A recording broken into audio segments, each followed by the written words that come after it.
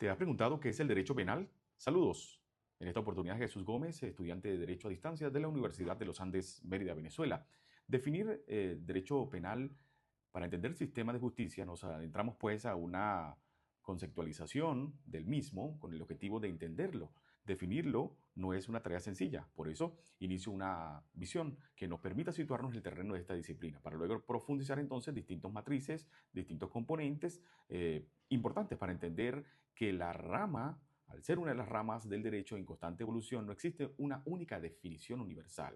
Esta varía según el autor, la escuela del pensamiento, los aspectos que nos enfocamos, que nosotros como estudiosos del objetivo estarán integradas diferentes perspectivas relevantes para construir conceptos sólidos. Para entenderlo mejor, entonces, podamos citar algunos estudiosos que nos permiten llegar a la definición de las dos grandes perspectivas, el derecho penal objetivo y el derecho subjetivo. Por un lado, el derecho penal objetivo, también conocido como el ius ponellae, es el conjunto de normas jurídicas.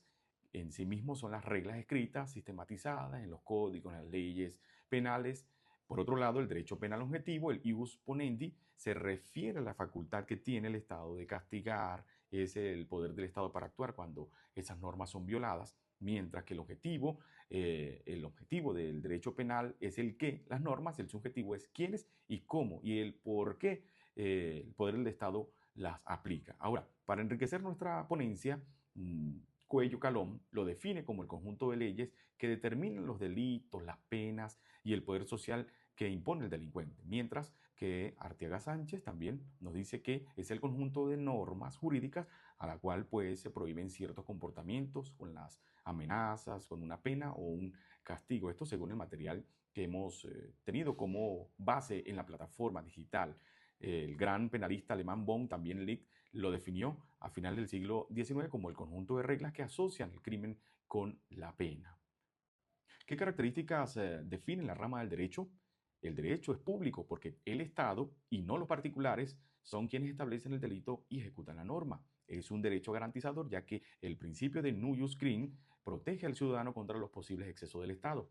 Es complementario o secundario porque actúa cuando otra rama del derecho no ha podido proteger un bien jurídico siendo el último recurso. Además, es un derecho normativo y valorativo porque está compuesto por normas que a su vez contienen juicios de valor sobre la conducta humana. Es obligatorio o igualitario. ¿Por qué obligatorio? Porque la ley penal debe ser cumplida para todos, e igualitario porque en la misma circunstancia la ley se debe aplicar a todos por lo igual, tal como lo establece nuestra Constitución.